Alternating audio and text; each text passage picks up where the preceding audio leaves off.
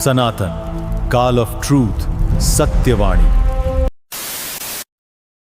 आज हमारे साथ मौजूद है आर्य समाज के सम्मानित प्रचारक वैदिक विद्वान आचार्य मुकेश जी आर्य। और आपका बहुत बहुत स्वागत है आचार्य जी।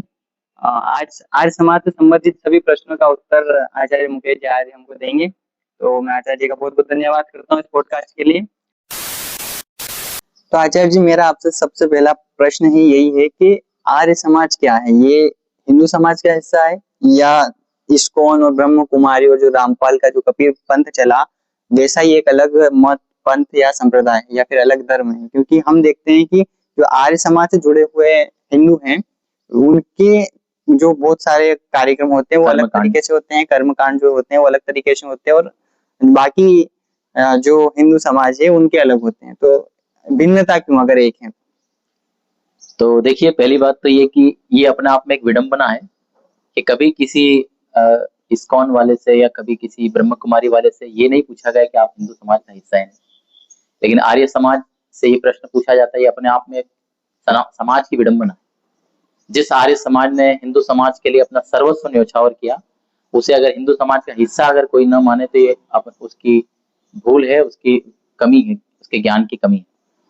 तो आर्य समाज हिंदू समाज का हिस्सा है क्योंकि आर्य समाज के सारे कर्मकांड वैदिक धर्म के अनुसार होते हैं।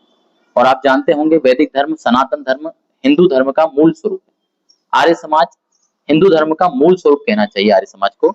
आर्य समाज हिंदू धर्म के मूल स्वरूप पर कार्य करता है, अर्थात जो वेदों से चली परंपराएं, कर्मकांड है, उन पर आर्य समाज कार्य करता है। और जितने भी कर्मकांड आर्य समाज करता है, चाहे 16 संस्कार हो, पंच महायज्ञ हो, ये सारे कर्म, यज्ञ करना हो या वेद का प्रचार हो, वेद की रक्षा हो, संस्कृत की रक्षा हो, गौ की रक्षा हो, ये सारे वैदिक कर्म हैं जिन्हें आर्य समाज करता है। इसलिए यह कहना कि आर्य समाज हिंदू समाज का हिस्सा है या नहीं, ये अपने आप में एक विडंबना है। तो निश्चित रूप से आर्य समाज हिंदू समाज का हिस्सा है। हालांकि प्रश्न तो ये होना चाहिए कि हिंदू समाज जो शब्द है यह हमारे किसी ग्रंथ में नहीं है। हर जगह हमारे यहाँ आर्य शब्द मिलता है। इसलिए यह कहना चाहिए कि हिंदू समाज जो है आर्य समाज का हिस्सा है, अर्थात आर्य समाज जो सनातन काल से चला आ रहा उसी का अंग हिंदू समाज है, या ये कहें कि आर्य समाज हिंदू समाज का बिगड़ा हुआ रूप है। तो आचार्य जी, जैसा कि महर्षि दयानंद सरस्वती कहते हैं कि वेदों की ओर लौटूं, तो आर्य समाज के कई कार्यक्रम होते हैं, वहां पर हमें वेदों की बातें मिलती हैं। अब प्रश्न ये उठता है कि जो सामान्य जनमानस है, जो हिंदू है, वो वेदों को नहीं जानता, वो पुराण को जानता है, वे रामायण महाभारत को जानता है, भगवत गीता को जानता है। तो ये वेद क्या है? तो देखिए, वेद हमारी भारतीय सनातन संस्कृति, सनातन धर्म की मूल ग्रंथ है। अर्थात अगर ये कहा जाए कि इस्लाम का मूल ग्रंथ कौन सा है तो वो कुरान है, ईसाइयों का मूल ग्रंथ कौन सा है, बाइबल है। तो ऐसे ही हिंदुओं का यानी आर्यों का मूल ग्रंथ कोई है तो वो वेद है। क्योंकि जितने भी ग्रंथ हमारे हिंदू समाज में, आर्य समाज में मिलते हैं, वो सारे ग्रंथ मनुष्य रचित है। केवल वेद सबसे प्राचीन और सर्वमान्य ग्रंथ है। सारे हिंदू समाज के लोग वेदों को परम प्रमाण मानते हैं। आप इतिहास के किसी भी ग्रंथ में देख लीजिए, रामायण में, महाभारत में, उसी के अंग गीता में आप देख लीजिए, हर जगह वेद को प्रमाण के रूप में माना गया है। इसलिए वेद हमारी सनातन संस्कृति के मूल प्राण, न केवल हमारे भारतीय हिंदुओं का बल्कि संपूर्ण विश्व का संविधान वेद है। तो कई लोग तो ये भी प्रश्न उठाते हैं कि वेदों में बलि प्रथा है और गौ में यज्ञ, अश्वमेध यज्ञ जिस प्रकार के हैं, यज्ञों के बारे में वर्णन आता है। तो क्या सच में वेदों में बलि प्रथा का वर्णन है? देखिए, वेदों का सही अर्थ न जानने के कारण बहुत से भ्रम समाज में फैले हैं। तो बलि प्रथा भी उसी में से एक है। देखो, बलि शब्द का अर्थ तो भोजन होता है, इसलिए हमारे पंच महायज्ञ में एक बलि वैश्वदेव यज्ञ होता है। बलि वैश्वदेव यज्ञ सूक्ष्म जीवों के लिए और पशुओं के लिए दिए जाने वाला भोजन, उसमें हम ग्रास निकालते हैं, उसे उस यज्ञ को करना बलि वैश्वदेव यज्ञ कहलाता है। तो इससे तात्पर्य हुआ कि बलि का अर्थ है भोजन, और अन्य जो हमारे आश्रित पशु हैं, पक्षी हैं, उन सब के लिए जो दाना, पानी, भोजन आदि देना, चारा डालना, ये सारे उसके अंग हैं।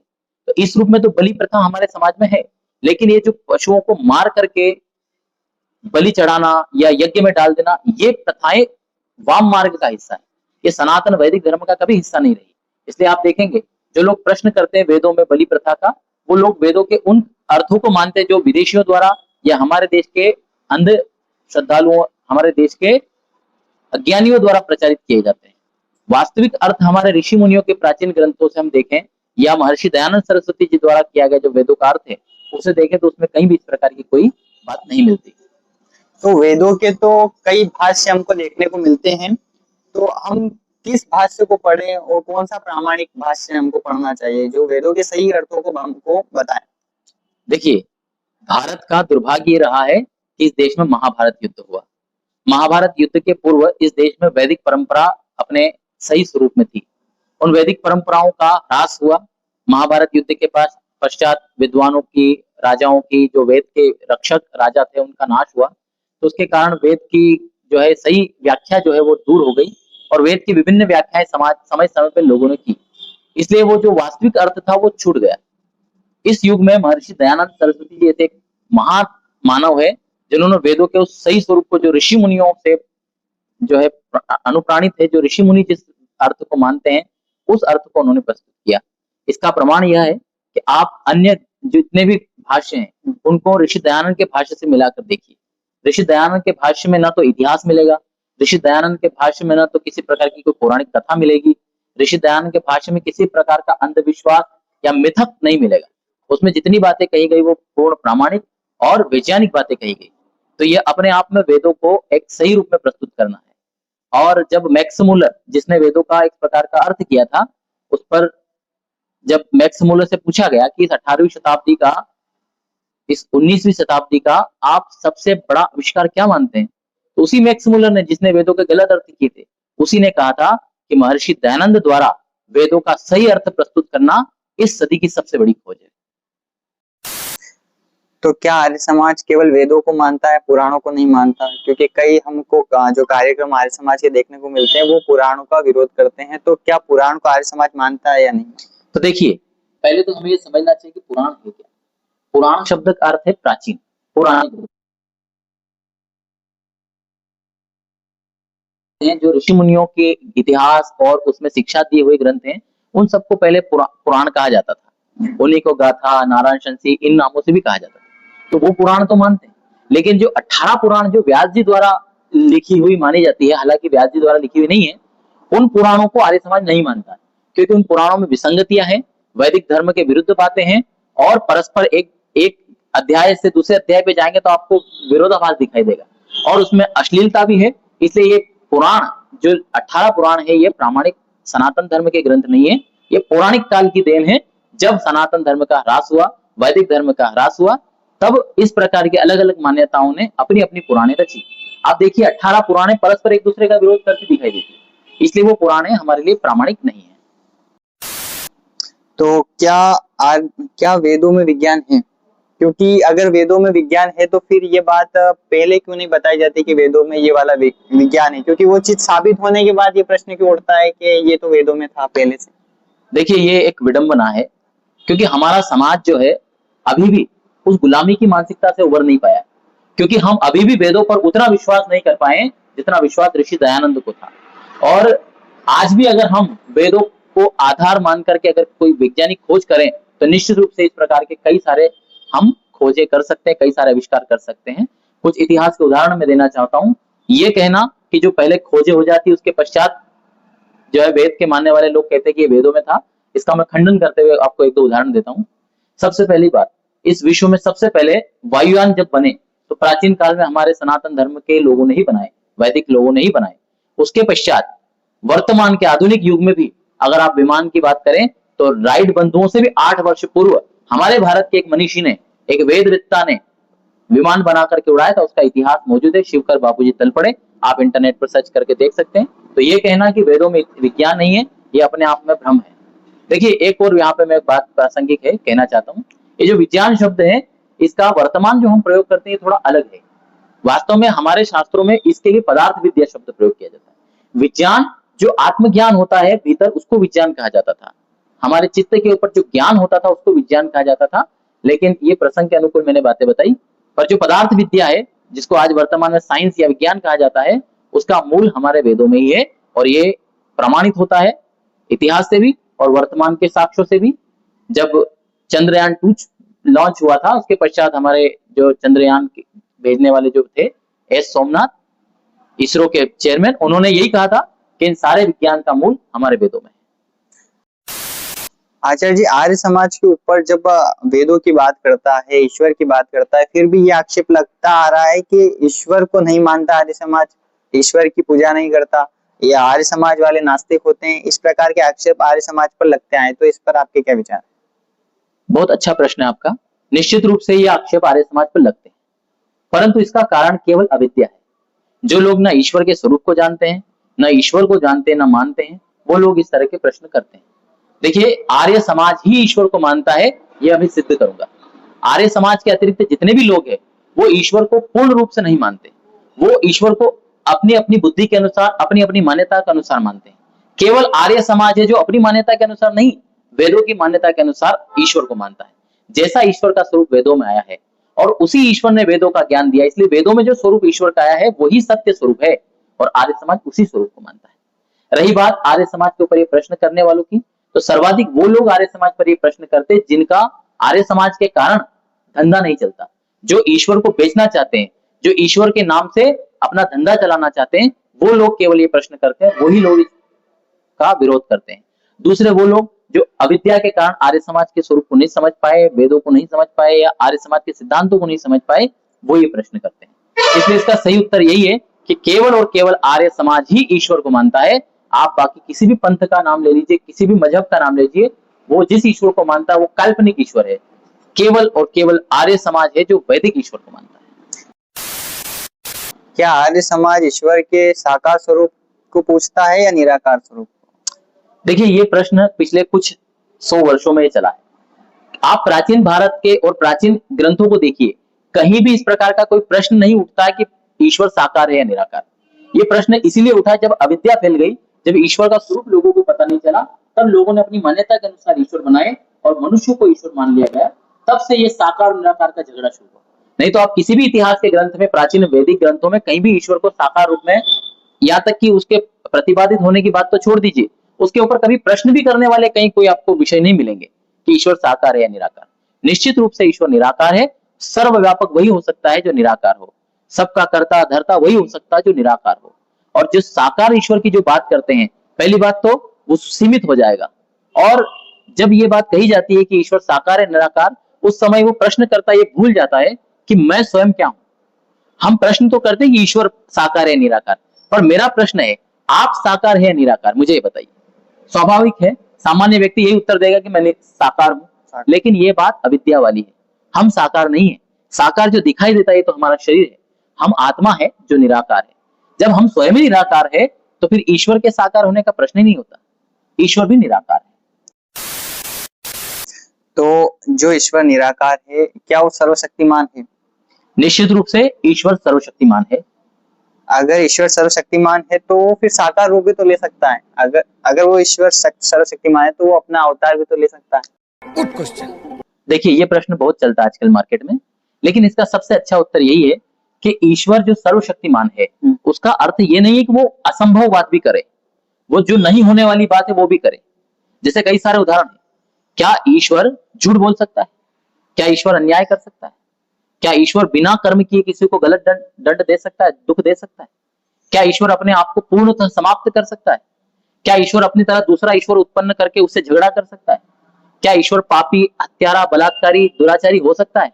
जिस प्रकार ये सारे कार्य ईश्वर नहीं कर सकता, वैसे ईश्वर उन कार्यों को भी नहीं कर सकता जिसके बारे में आप कह रहे हैं।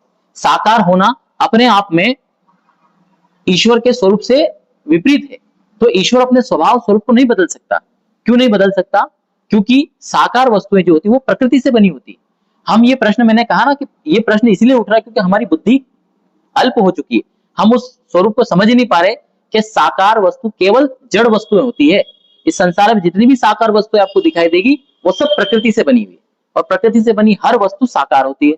ईश्वर प्रकृति से बना हुआ नहीं है, हमारी आत्मा प्रकृति से बनी हुई नहीं है, इसलिए हमारी आत्मा और ईश्वर दोनों निराकार है। हाँ, हमारा शरीर अवश्य प्रकृति से बना है, इसलिए यह साकार है।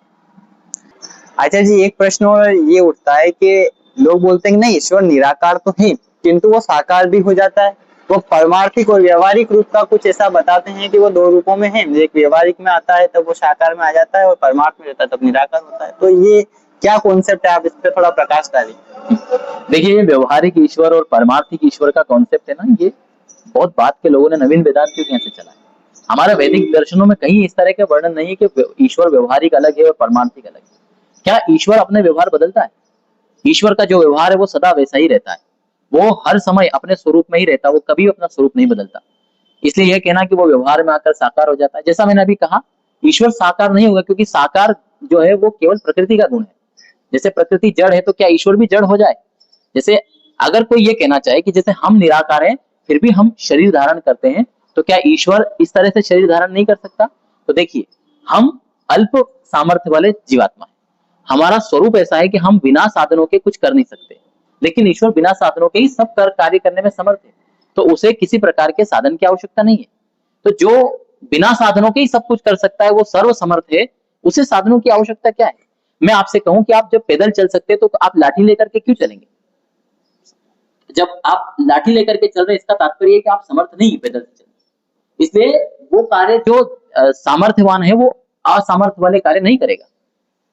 तो ये अपने आप में एक कमी है, हमारी आत्माओं की कमी है कि हमें शरीर धारण करना पड़ता है, हमें अपने व्यवहार एक दूसरे से करने के लिए शरीर की आवश्यकता होती है। अच्छा, दूसरी बात यह है कि हम जब मोक्ष में होते तब हम बिना शरीर के ही रहते हैं, अपने व्यवहार करते हैं, लेकिन वो एक विशेष अवस्था है। लेकिन हम जब तक बंधन अवस्था में, तभी तक हमें शरीर की आवश्यकता है। ईश्वर बंधन में कभी नहीं आ सकता, क्योंकि इसका विरोध वेद से है। वेद स्पष्ट रूप से हमें कहता है कि ईश्वर जो है अकायम है। आप यजुर्वेद के 40वें अध्याय का 8वां मंत्र पढ़िए, वहां ईश्वर को निराकार, सर्वव्यापक और अकायम कहा है, उसे अव्रणम, अस्नाविरम कहा है, अर्थात वो न तो नस नाड़ियों के बंधन में आता है, न उसमें कोई छेद हो सकते हैं, और न ही वो किसी शरीर को धारण करता है। इस प्रकार का स्पष्ट वेदों में वर्णन है, तो हम वेद विरुद्ध मान्यताओं को क्यों स्वीकार करें? आपने आचार्य जी एक मोक्ष की बात करी, तो मेरा प्रश्न वहीं पे आता है कि ये मोक्ष हमें कैसे प्राप्त होगा? तो देखो, वेद की आज्ञा पालन करने, ईश्वर की आज्ञा पालन करने और अपने आत्म ज्ञान साधना के द्वारा ब्रह्म ज्ञान को प्राप्त कर लेने से, परमात्मा के साक्षात्कार करने से मोक्ष होता है। वेदों में इस प्रकार के कई मंत्र मिलते हैं। वेदा हमेतम पुरुषम महांतम आदित्य वर्णम तमसः परस्तात् तमेव विदित्वा अति मृत्युमेति नान्यः पंथा विद्यते। देखो, मोक्ष का मतलब है मृत्यु आदि दुखों से दूर हो जाना, और केवल ईश्वर को प्राप्त करके ही हम इस अवस्था में पहुंच सकते हैं। तो मोक्ष प्राप्ति के लिए ईश्वर की आज्ञा का पालन करना, ईश्वर की भक्ति उपासना करना, और योग ध्यान साधना के द्वारा, समाधि के द्वारा हम आत्म साक्षात्कार के द्वारा मोक्ष प्राप्ति कर सकते हैं। अब कई लोग कहते हैं कि ईश्वर है तो फिर भूत प्रेत भी है, डायन भी है, डाकिनी शाकिनी भी है, तो इस पर प्रकाश डालिए कि ये डायन वाला और भूत प्रेत का एक कॉन्सेप्ट क्या है? क्या सच में भूत प्रेत होते हैं? देखिए, ये जो शब्द है ये तो वेदों के ही हैं, भूत प्रेत आदि, लेकिन इनके सही अर्थ न जानने के कारण गलत धारणाएं, गलत मान्यताएं इनके बारे में चल पड़ी। भूत शब्द का अर्थ होता है जो बीत चुका है, इसलिए हम आप देखते हैं भूतकाल हम प्रयोग करते हैं, जो बीत गया समय है उसको भूतकाल कहते हैं। तो जो मनुष्य अभी वर्तमान नहीं है वो भूत हो चुका है, अर्थात जो वर्तमान नहीं रहा, बीत चुका है, उसको हम भूत कहते हैं। तो वो भूत हो चुका है, इस दृष्टि में तो भूत कहेंगे। लेकिन ये जो अभी जो वर्तमान में मान्यताएं चल रही है अंधविश्वास वाली, कि भूत प्रेत एक आत्माएं इस प्रकार की भटकती रहती हैं, वो लोगों को डराती हैं, अलग अलग रूप धारण कर लेती हैं, किसी के शरीर में प्रवेश कर जाती है, ये सारी मिथ्या मान्यताएं हैं, इनका कोई वैज्ञानिक आधार नहीं है। इसके बारे में आप किसी भी वैज्ञानिक, मनोवैज्ञानिक जो है विद्वान है, उनसे संपर्क करके जानकारी ले सकते हैं। स्वाभाविक रूप से बच्चा भी अभी ये जानता है कि भूत नहीं होता, लेकिन फिल्मों के द्वारा, लोगों के द्वारा गलत शिक्षा के कारण इस तरह की मान्यताएं फैलती है। महर्षि दयानंद सरस्वती जी ने सत्यार्थ प्रकाश के दूसरे समोल्लास में स्पष्ट रूप से ये शिक्षा दी है कि अपने बच्चों को बचपन से ऐसी शिक्षा दीजिए जिससे वो इस तरह की मिथ्या धारणाओं में न फंसे। अधिकतर ऐसी फिल्में ही हिट होती है जिसमें भूत का कॉन्सेप्ट होता है। खैर, लेकिन आजकल लोगों को, किसी को भैरू बाबूजी आ जाते हैं, किसी को माता जी आ रही हैं, तो फिर ये क्या है? अगर भूत नहीं है, प्रेत नहीं है, ईश्वर भी निराकार है, ऐसे किसी के अंदर नहीं प्रवेश कर सकते, तो फिर ये लोगों के अंदर माता जी और भैरू बाबूजी कैसे आ रहे हैं? देखिए, इसके बारे में मैं यही कहना चाहूंगा कि जो मनोवैज्ञानिक उन्होंने इस पर जो विशेष रिसर्च की, उन्हें अवश्य पढ़ना चाहिए। देखिए, हमारा मस्तिष्क जो है इतना कॉम्प्लेक्स है, इसकी छोटी सी जानकारी अभी मनुष्य को हुई है, इस मस्तिष्क को भी पूरी तरह जान नहीं पाए, इसलिए मस्तिष्क के रोगों को, मानसिक रोगों को भी कई बार इस प्रकार के भूत प्रेत कहा जा सकता है। वास्तव में मनुष्य कई प्रकार के रोगों से, मानसिक रोगों से जो है पीड़ित होता है, उसके अंदर इस प्रकार की अवस्थाएं देखी जाती है। दूसरा, कई सारे लोग ऐसा भ्रम और अविद्या फैलाते हैं, अपने स्वार्थ के लिए इस तरह के ढोंग रचते हैं कि उन्हें कोई देवी देवता आ रहे हैं। मैं ये पूछना चाहता हूं कि उनके अंदर देवी देवता आते हैं तो क्या वे देवी देवता केवल ढोंग करने के लिए आते हैं?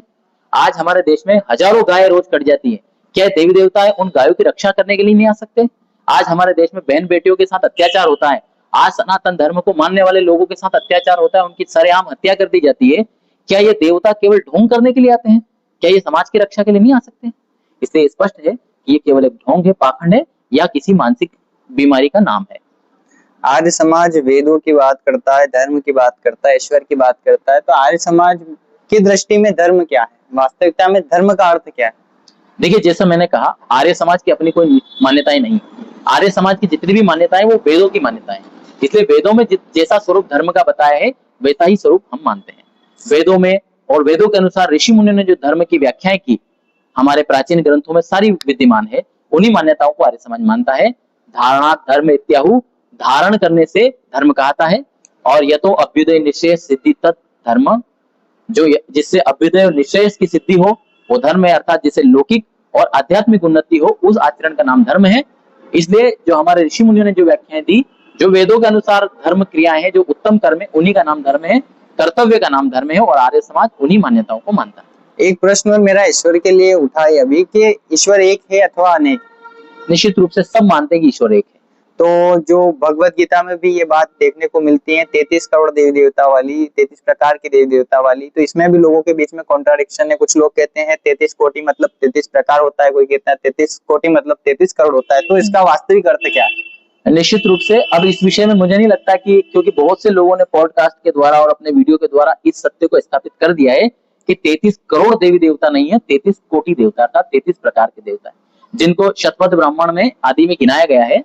तो 33 प्रकार के देवी देवता, अर्थात जिनकी गणना हमारे शास्त्रों में ही है, तो वो 33 प्रकार है, न कि 33 करोड़। क्योंकि 33 करोड़ देवी देवताओं की आवश्यकता क्या है, और 33 करोड़ ही क्यों? 34 करोड़ भी हो सकता है, 50 करोड़ भी हो सकता है, 1 करोड़ भी हो सकता है। तो देखो, वास्तव में देवता किसे कहते हैं? देवता को न समझने के कारण ही ये अज्ञानता फैली है। देवता दिव्य गुणों से युक्त होने के लिए कहते हैं, जिसके अंदर दिव्य गुण हो वो देवता। ये पृथ्वी जल अग्नि वायु आकाश, ये पंच तत्व हमें बहुत कुछ देते हैं, इसलिए देवता है। ये हमारे प्राण और यज्ञ, ये विद्युत, ये सब हमारे लिए उपयोगी है, इसलिए देवता है, तो इन्हें देवता कहा गया है। तो इस प्रकार 33 प्रकार के देवता शास्त्रों में गिनाए। यदि ईश्वर निराकार है, देवता भी 33 प्रकार के हैं, और ईश्वर सर्वशक्तिमान है, सब तरफ विद्यमान है, उसका कोई आकार नहीं है, तो आज जो हम देखते हैं ज्यादातर मंदिर प्रभु श्री राम भगवान कृष्ण के बने हुए हैं, तो ये कौन है? देखिए, भगवान श्री राम और भगवान श्री कृष्ण हमारे वैदिक सनातन धर्म के, हमारे आर्य धर्म के एक दैदीप्यमान नक्षत्र हैं, जिनसे हम प्रेरणा लेकर के अपने सनातन धर्म के गौरव को आगे बढ़ाते हैं। हमारे सनातन धर्म में अनेक महान पुरुष हुए हैं, अनेक देवी देवता हुए हैं, जिन्होंने अपने जीवन को धर्म के ऊपर धर्म की बलि वेदी पर न्यौछावर किया है। भगवान श्री राम और भगवान श्री कृष्ण इसी प्रकार के धर्म धुरंधर हमारे आर्य पुरुष थे, और उनके आचरण को अपने जीवन में उतारना हमारा कर्तव्य है। दुर्भाग्य यह है कि हमने भगवान श्री राम और भगवान श्री कृष्ण को ईश्वर मान लिया है। देखिए, वो खुद ईश्वर की उपासना करते थे। आप रामायण पढ़िए, महाभारत पढ़िए, श्री राम और श्री कृष्ण दोनों संध्या करते हुए दिखाई देते हैं। वो ईश्वर की उपासना करते हैं। जो स्वयं ईश्वर, वो उपासना क्यों करेगा? किसकी उपासना करेगा?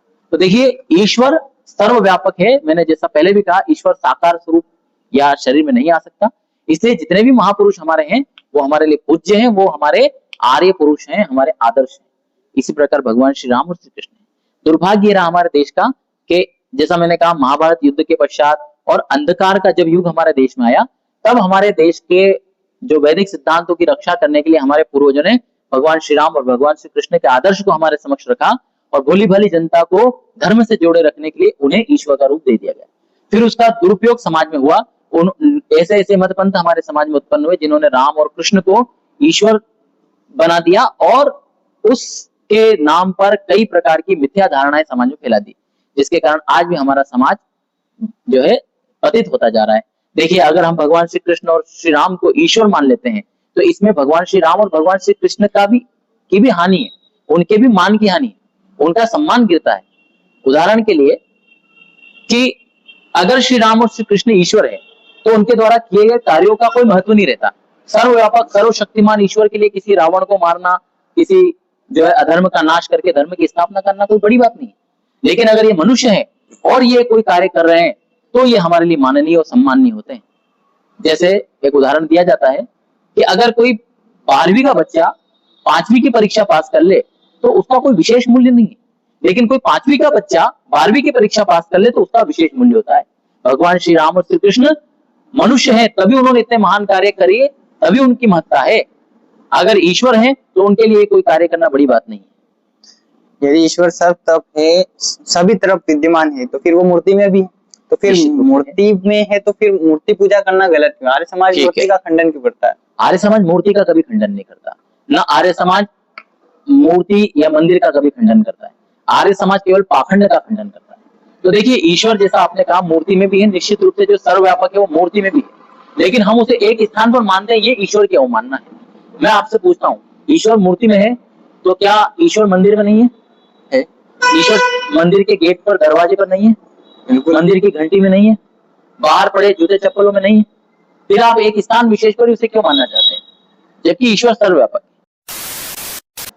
लेकिन आचार्य जी, बहुत सारे लोग कहते हैं कि जैसे हम मूर्ति में या मंदिर में इसलिए पूजते हैं, ईश्वर तो सब तरफ है लेकिन मंदिर और मूर्ति में इसलिए पूजा जाता है, जैसे हवा सब तरफ है लेकिन भरने के लिए एक पंप की आवश्यकता होती है, एक जगह विशेष की आवश्यकता होती है, तो इसीलिए हम मंदिर में पूजा करते हैं।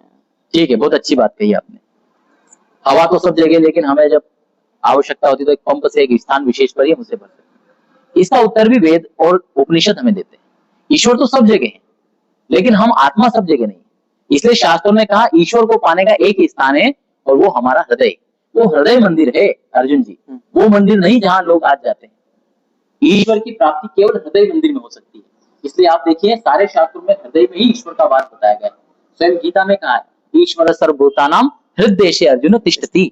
इसलिए ईश्वर की प्राप्ति केवल हृदय में हो सकती है। उस हृदय मंदिर में हमें ईश्वर की उपासना करनी चाहिए, क्योंकि हमारी उपस्थिति भी वहां है। देखो, बाहर मूर्ति में तो ईश्वर है लेकिन हम वहां नहीं है, तो हमें परमात्मा का आत्मा से मिलन वहां कैसे होगा? ईश्वर हमारे भीतर भी है और हम भी अपने भीतर है, हृदय स्थल पर दोनों है। इसलिए वहीं पर ईश्वर की प्राप्ति हमें हो सकती है और वहीं पर हम उसकी उपासना कर सकते हैं।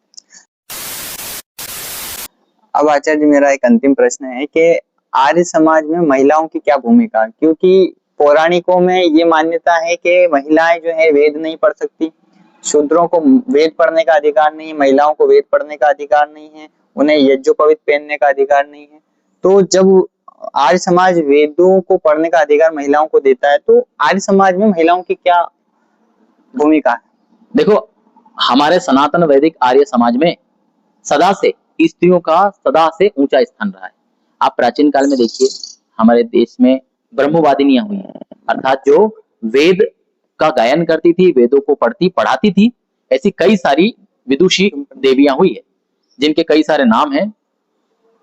आपने सुना होगा अपाला, घोषा, मैत्रेयी, गार्गी।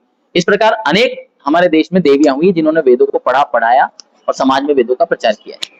तो ये धारणा अपने आप में मिथ्या है जो ये कहते हैं कि स्त्रियों का अधिकार नहीं वेद पढ़ने में।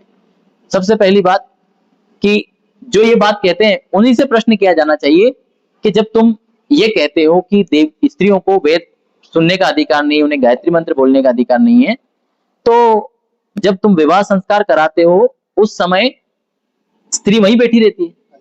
जब तुम वेद के मंत्र बोलते हो तब तो वो सुनती है, तब तो तुमने ये प्रश्न कभी नहीं किया, क्योंकि जहां तुम्हारा फायदा हो वहां तुम अपने फायदे के अनुसार निर्णय लेते हो।